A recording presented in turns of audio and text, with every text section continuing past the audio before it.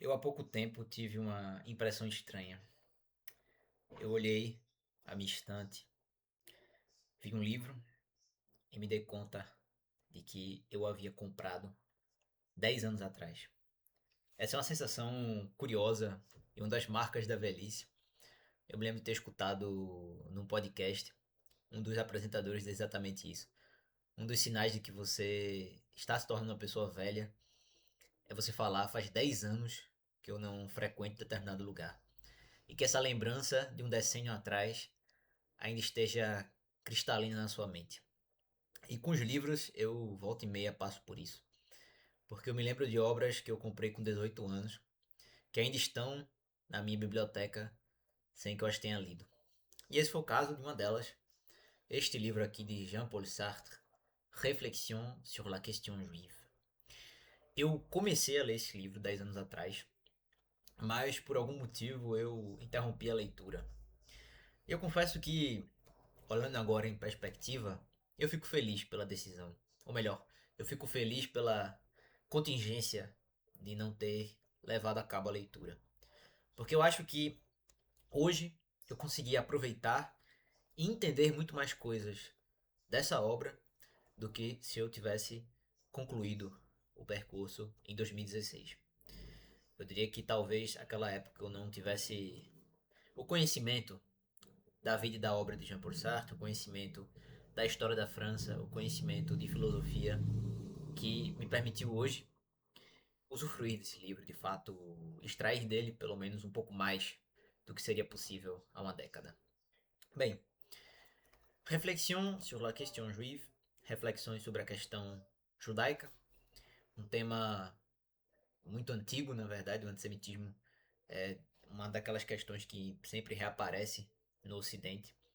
Esse livro ele foi publicado em 1944, um ano chave da história da França, o ano em que a ocupação alemã terminou, o ano em que os franceses foram libertados, o ano em que, de fato, aquele país se viu às voltas com a própria história.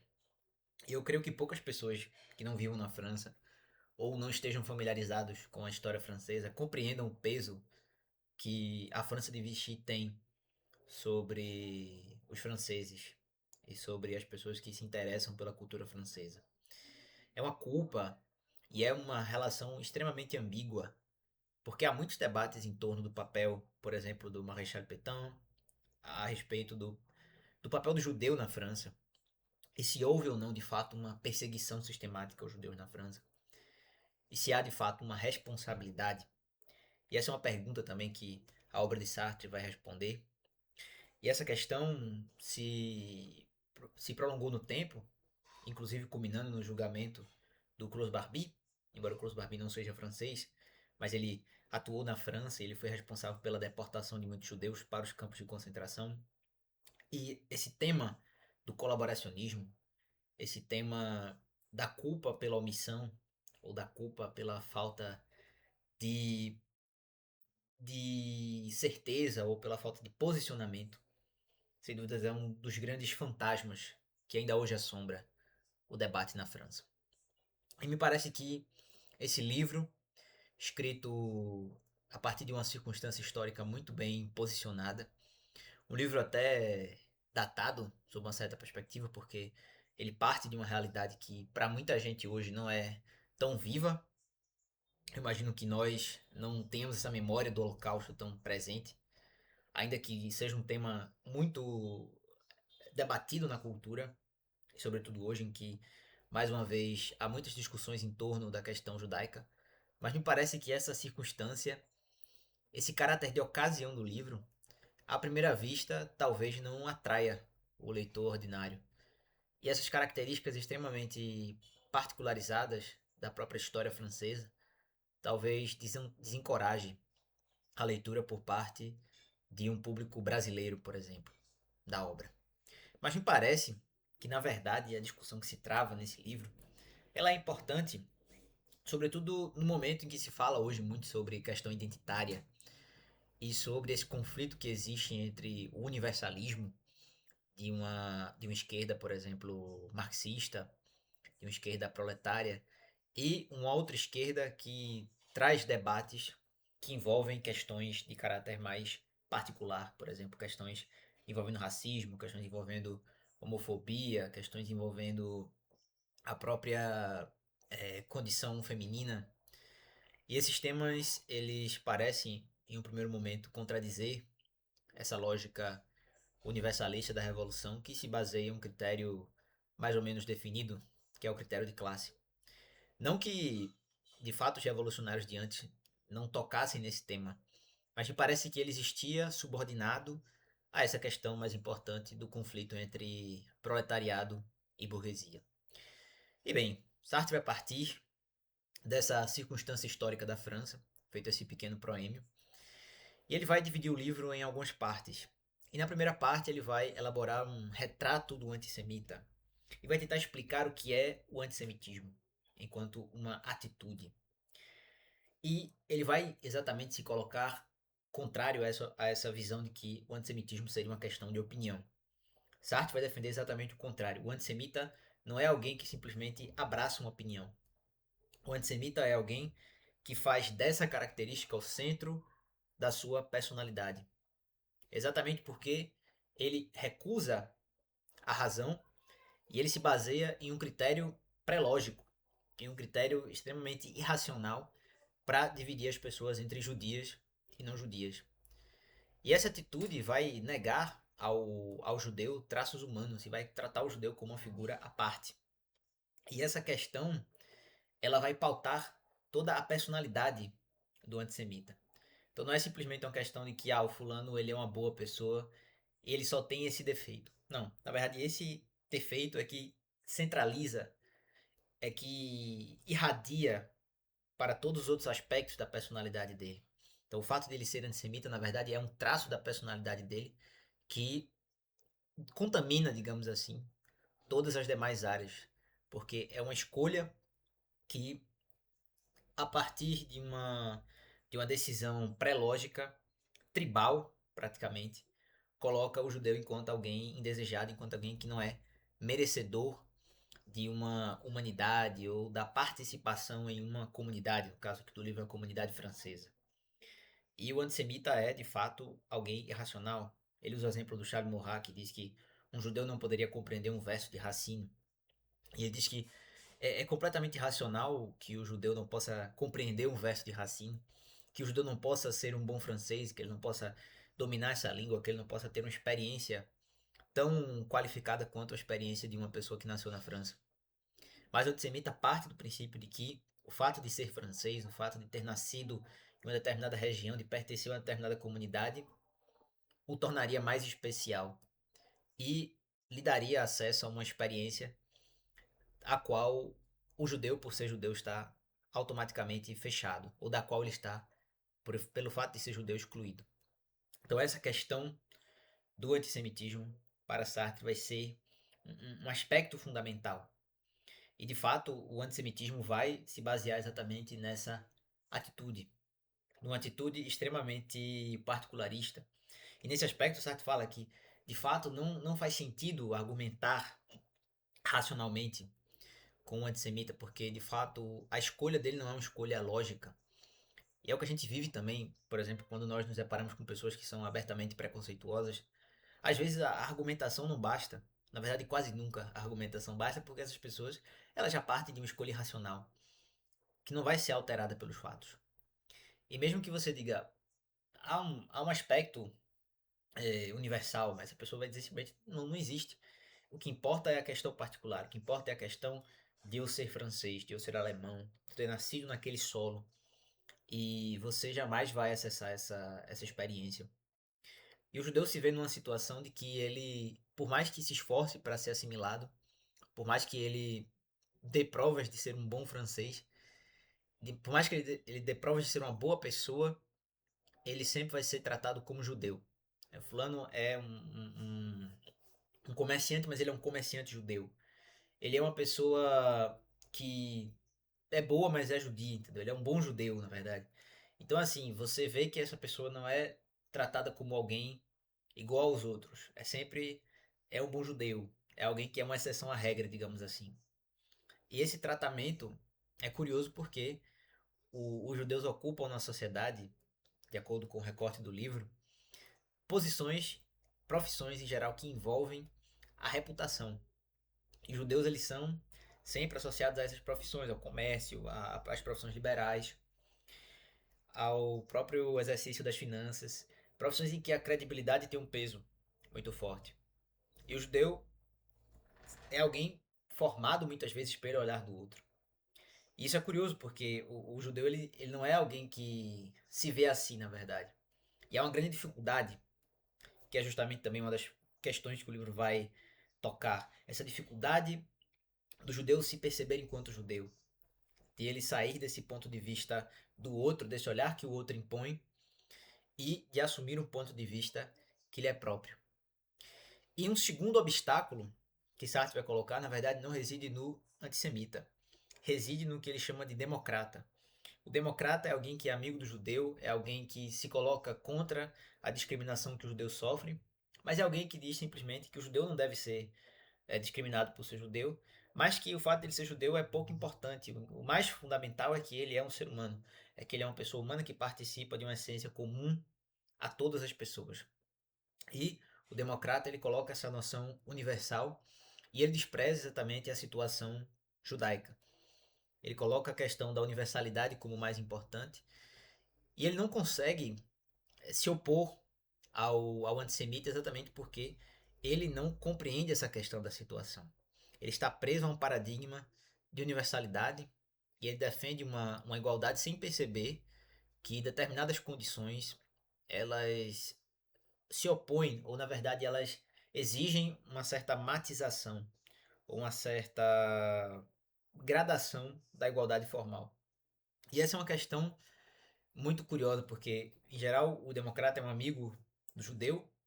O democrata é alguém com quem o judeu pode contar, mas o democrata é alguém que não compreende a situação do judeu e a vê, de certa forma, como algo desagradável, porque a situação do judeu, para o democrata, é sempre algo desagradável, é sempre algo que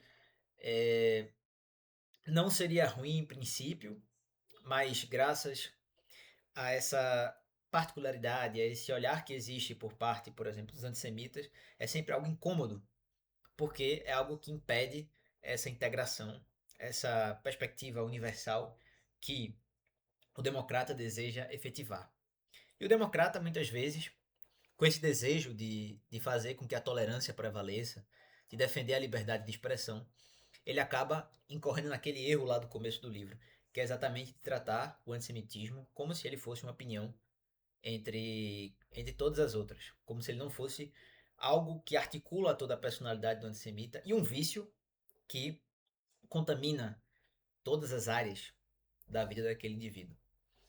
Como se aquilo ali não fosse algo central da personalidade daquele sujeito. E o democrata, exatamente por essa tendência à universalidade e por essa excessiva tolerância, ele termina pondo em risco a vida do judeu. E ele termina sendo, de certa forma, omisso, porque ele vai sempre evitar o conflito, ele vai sempre dizer que pouco importa essa condição de judeu, o importante é que você é um cidadão, o importante é que você é francês, o importante é que você participa dessa ideia de uma França laica. E esse é um aspecto importante também, que não aparece aqui no livro, mas é muito curioso porque o ideal da França da Terceira República é um ideal laico, um ideal universal, é um ideal que busca se desvencilhar, por exemplo, do catolicismo da França, busca se desvencilhar desse caráter, por exemplo, de Clovis, de Joana d'Arc, de Carlos Magno, busca se descolar disso e trazer o aspecto da França como algo que se coloca dentro de um civismo, dentro de uma adesão aos valores da República, de uma fidelidade à liberdade, à igualdade e à fraternidade. E o antissemitismo é uma resposta que vem exatamente desse desejo de afirmar a particularidade, ou como diria Sartre, de afirmar a síntese, em detrimento da análise. E a análise vai ser uma característica do judeu, segundo Sartre. E algo que vai se colocar como um eixo de um pensamento judaico, digamos assim, exatamente esse apelo ao cosmopolitismo, ao universalismo, a um pensamento que busque afastar esses caracteres sintéticos. É um pensamento analítico, um pensamento que vai sempre se colocar em prol de determinados componentes que se articulam sem ter um certo toque particular, digamos assim, ou sem ter uma certa característica que é muito própria. Então, o judeu, aqui, segundo o livro, tem uma certa dificuldade em compreender esse caráter sintético.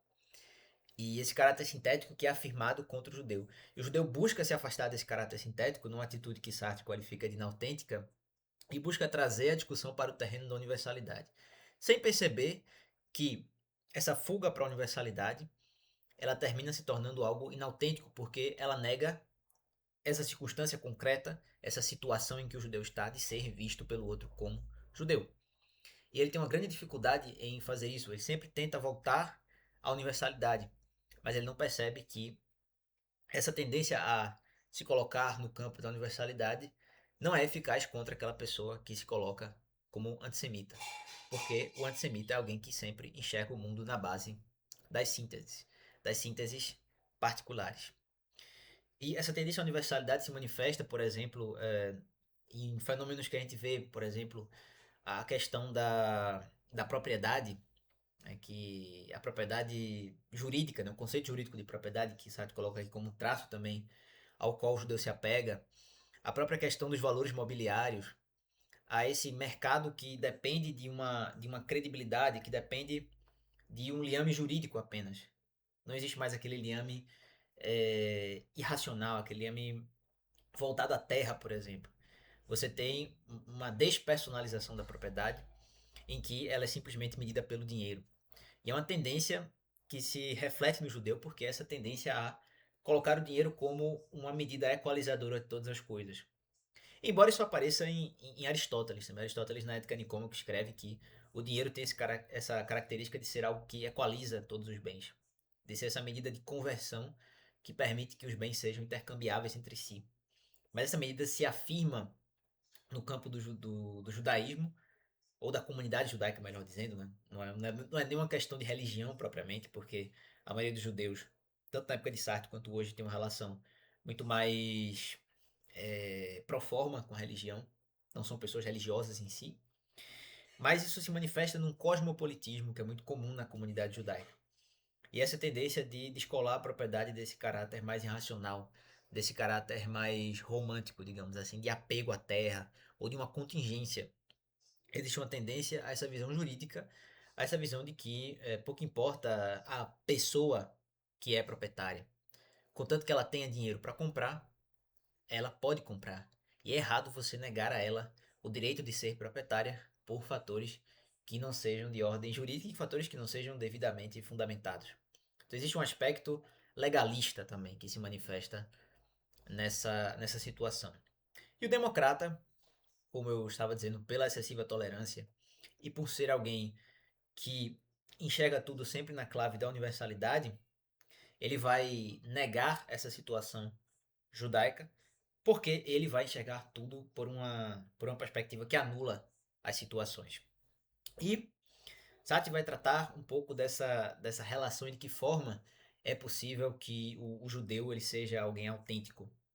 E essa questão é muito curiosa, porque o judeu ele precisa se afirmar de forma autêntica, ele precisa de fato entender a sua condição e de certa forma aceitá-la e vivê-la numa condição de um povo que existe em prol da história, um povo que não tem território, um povo que vive sempre sob a égide, ou melhor, sob a ameaça de perseguições.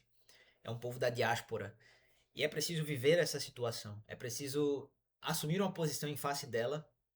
E a partir da assunção de uma posição em face dela, é que é possível superá-la, é que é possível se posicionar contra ela e de fato combatê-la. E me parece que a reflexão de Sartre nesse aspecto parte de uma perspectiva de que o antissemita é alguém que nega esse caráter da liberdade e ele se vê como alguém que é quase um objeto. E Sartre enfatiza muito isso. Tem um artigo no Situações 1 chamado. Você vai sair agora. Durieux La Rochelle ou La Haine de Soi.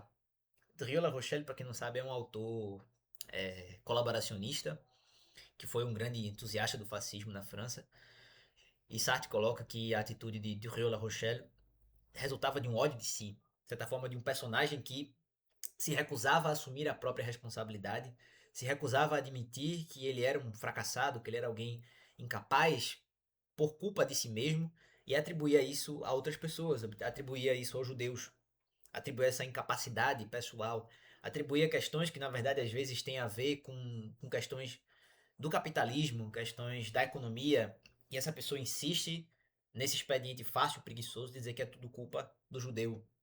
E essa atitude é uma atitude que Sartre qualifica como uma atitude que se põe como objeto, é como se o indivíduo ele se enxergasse como uma pedra. Ele é alguém que não consegue lidar com o fato de que ele está diante de algo imponderável, ele precisa tomar posição, ele não consegue conviver com a perspectiva de que ele escolhe e ele assume as consequências das próprias escolhas. E essa covardia é o que caracteriza o antissemita. Então é alguém, na verdade, que não tem simplesmente uma opinião. É alguém que se recusa a enxergar o próprio fracasso, os próprios defeitos. E se escora nessa atitude preguiçosa de encontrar um outro ao qual atribuir a culpa. E é claro que o judeu também pode cair nesse perigo, na medida em que ele busca recurso em universalismo, que ele não vai realizar, porque ele sempre vai ser visto como judeu. Por exemplo, você sempre vai ser visto como negro, isso é uma coisa que muita gente que sofre racismo testemunha, pessoas que ganham muito dinheiro e mesmo assim são vítimas de racismo, porque vai ser sempre vista como negro, vai ser sempre vista como negra. A pessoa não vai superar isso se ela busca o universalismo. Ela vai sempre se deparar com essa barreira do ser negro, com essa barreira do ser judeu. Isso vai ser sempre algo que vai estar presente com ela. E essas fugas ao universalismo, na verdade, elas são inautênticas porque elas não resolvem o problema e elas não integram esse aspecto na personalidade. Por outro lado, quando você também assume essa perspectiva derrotista, negativa sobre si mesmo e admite que você é inferior, essa também é uma atitude inautêntica. Porque você nega a sua capacidade de se colocar como alguém melhor, como alguém que pode evoluir, como alguém que pode mudar, como alguém que pode, de fato, contribuir para que aquele problema seja resolvido. Então Sartre rejeita essas duas inautenticidades e ele busca uma atitude autêntica do judeu. E diz que o judeu tem que sim tomar posição dentro da sua realidade de judeu, realidade de alguém que sofreu perseguição, que sofre da perseguição, que é oprimido, mas que precisa tomar posição em face disso e combater essa opinião irracional e ser esse elemento crítico, esse elemento que traz uma autocrítica da sociedade e que se engaja exatamente para que esses preconceitos sejam superados. E esse livro, sendo um livro de fase de transição, e o final do livro se encaminha numa perspectiva de um Sartre que se coloca já dentro do marxismo, e os livros de Sartre, ali do final da guerra, são livros em que já há uma transição do existencialismo para o marxismo. Então, o Reflexion sur la question juive, o Cahiers pour une morale, são livros Cahiers pour une morale, são livros que estão nessa transição de um Sartre existencialista, o Sartre do seria o nada, esse Sartre que vai discutir o en soi, o pour soi, o pour l'autre, e vai colocar essas perspectivas em articulação para um Sartre que vai se preocupar com a história, com as estruturas e com a relação do sujeito com esses elementos estruturais e que vai gerar a crítica da razão dialética, que é a segunda grande obra da filosofia sartreana. E você vê que, de certa forma, a solução que Sartre dá aqui nesse livro se assemelha muito à resposta que vai ser colocada lá no Question de Méthode, Questões de Método, que abre a crítica da razão dialética, articulando exatamente existencialismo e marxismo, trazendo essa perspectiva da autenticidade, essa perspectiva do judeu que reconhece a sua situação de oprimido, mas que percebe na revolução, que percebe na superação do capitalismo uma solução não só para o problema do proletário, mas para o problema do judeu também.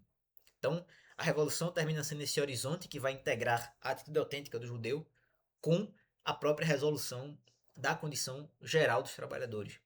Então, ele termina o livro exortando a uma revolução comunista e dizendo que a revolução comunista vai eliminar as classes sociais e vai eliminar também os preconceitos, exatamente assumindo uma perspectiva universal e nacionalista, mas que não perca de vista exatamente essas contingências, exatamente essas características que são importantes de cada grupo que carrega a sua situação dentro de si.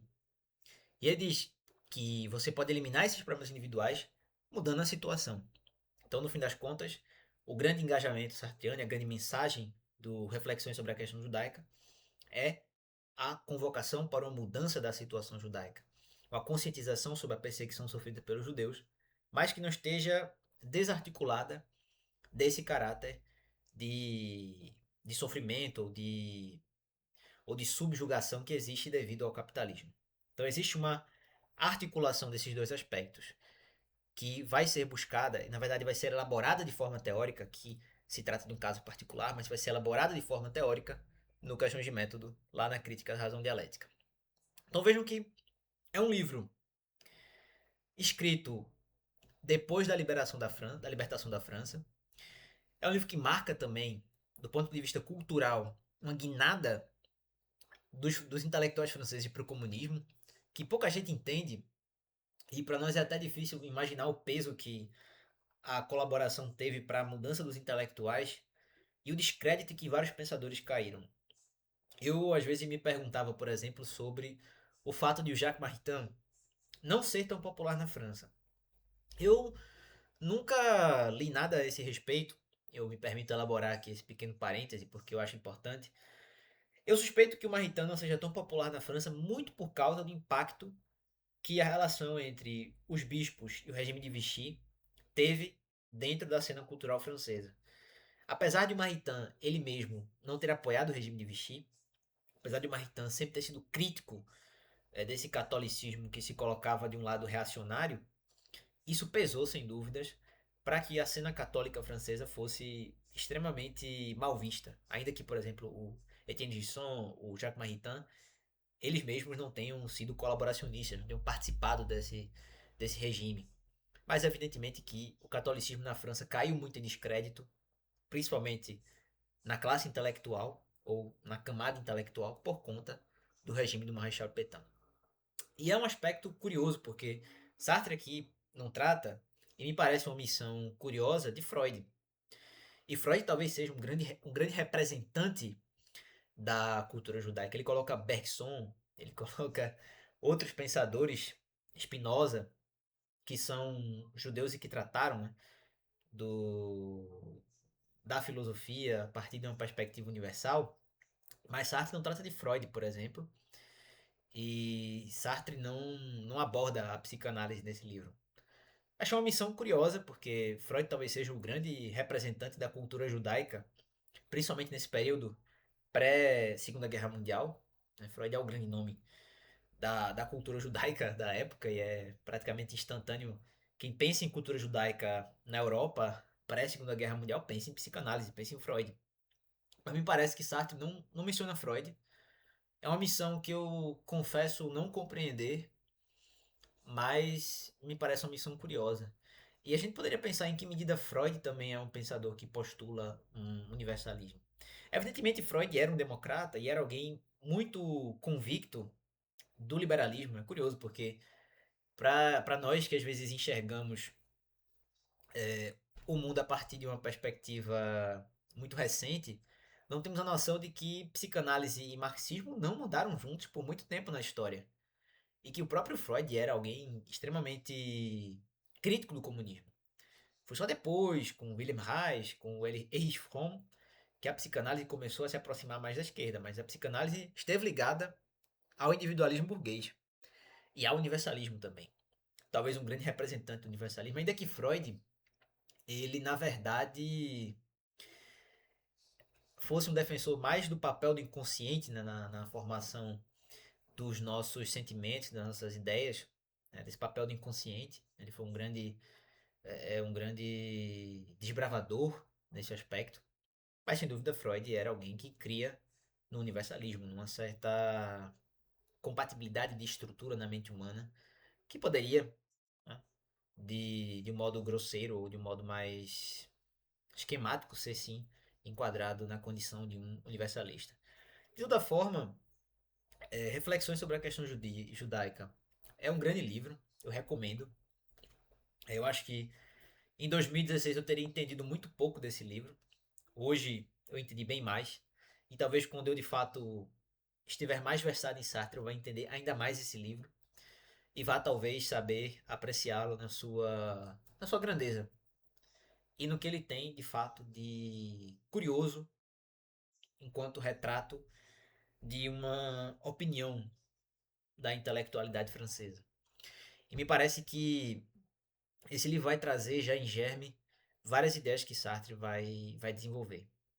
E é curioso porque, ainda que Sartre critique o universalismo de uma certa forma, a própria colocação de uma pergunta sobre uma inteligibilidade na história já o coloca também dentro de uma perspectiva universalista. Ainda que ele vá matizar essa perspectiva universalista a partir exatamente do problema da situação.